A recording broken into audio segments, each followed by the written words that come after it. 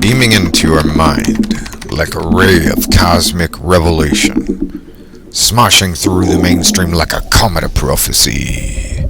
You're listening to Planet Vrilock, your podcast for everything super, psionics, and Magick tech.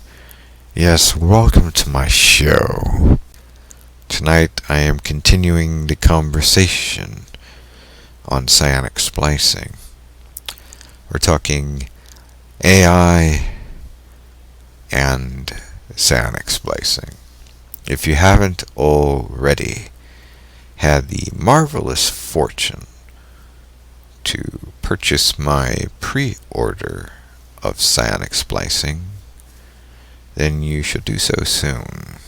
Be one of the first to own this book when my batch arrives hot off the press. Limited batch, so do make sure you get your copy of this very unique methodology, a breakthrough in psionics, all mysteries penetrated and shared with my readers and my loyal fans. Alright, so what does artificial intelligence have to do with psionic splicing?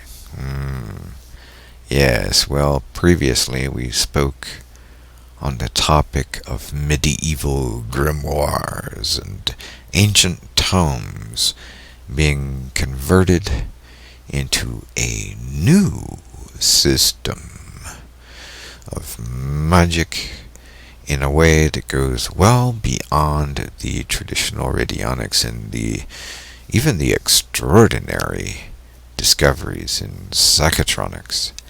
Psionic splicing is quite different and very, very useful to those who have the wisdom to seek out its methodology now and own my book. It's a nice paperback, illustrated, in color, and it's yours if you order now. Alright, so artificial intelligence. Right now, let's look at who we are in general. All of us human beings alive today are, well, we are cyborgs. We are connected to the Internet of all things through our cell phones and our computers and our laptops and our Apple Watches and so on. Our input ability is tremendous power. More power than presidents had years ago. And our only downside is the output power. But that is no matter. Good things come to those who wait and those who can spot the distinct, or sometimes indistinct, benefits and advantages in a new system of any kind. Our world is about to change. Already you have too few choices that are truly your own. Psionic splicing changes this, at least for those would-be magicians and psionicists.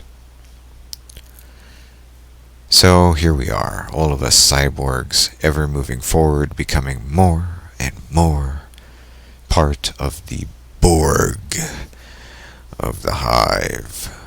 And some of us wish to remain independent thinkers with independent knowledge, with individual powers and special privileges. Well, psionics already gives you so many special privileges. But what I'm really talking about tonight is the direction of AI. Can it be micromanaged? Well, there are already those technocrats in control of how AI moves forward, but what can you do as an individual psionics operator about your future? Well, certainly you are involved in whatever happens with AI, don't think that you will be left out.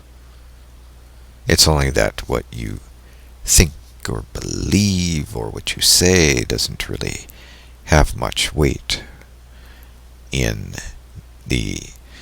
you don't have floor. You don't have the floor with these technocrats.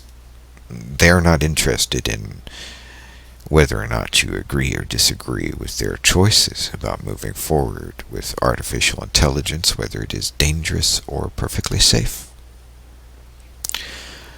Yet there are those who are trying to build some ethical programming into artificial intelligence, but I digress.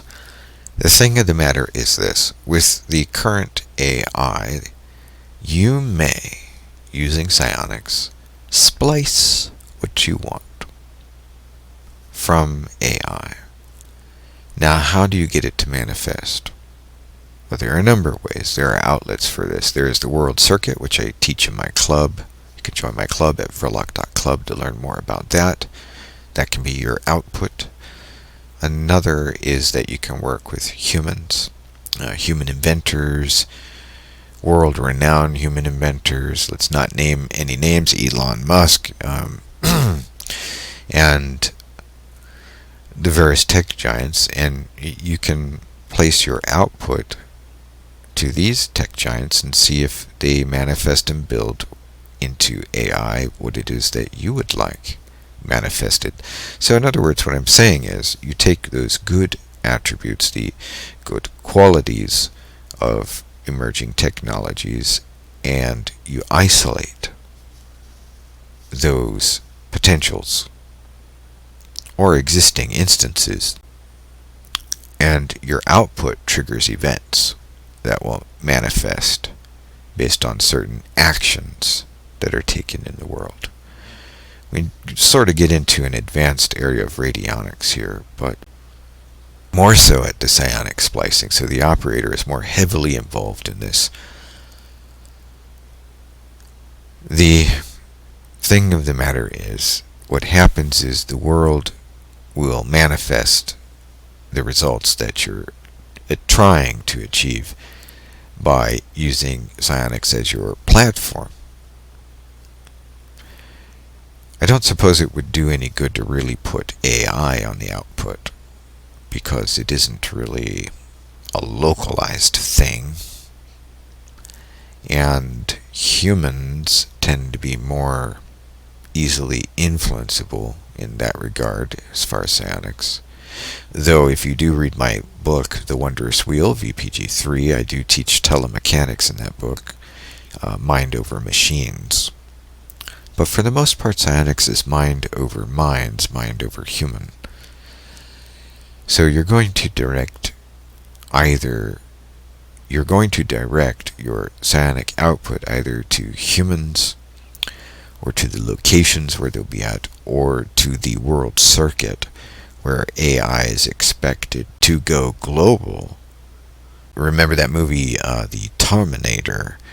It was in the year 2029 when Skynet takes over the world. Well, Skynet will be plugged into that world circuit as well, into the ether. So your ether can also be your output. As above, so below. We don't get away from that in psionics, really.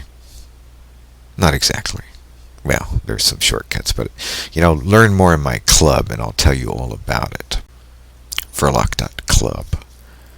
In any event, you have these options where you can manifest the results from technologies that you would like to see be beneficial to human beings, but where you don't trust that all human beings, or even the AI itself,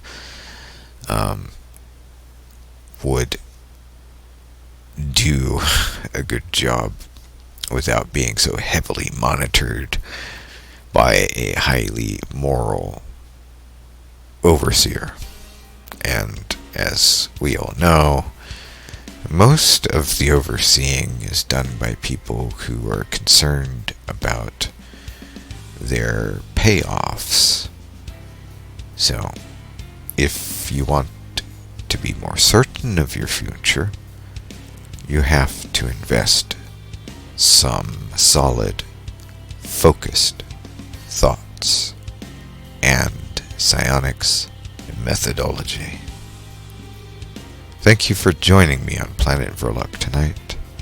And until next time, as always, keep the magic high. This is Tom Vrilock, signing out.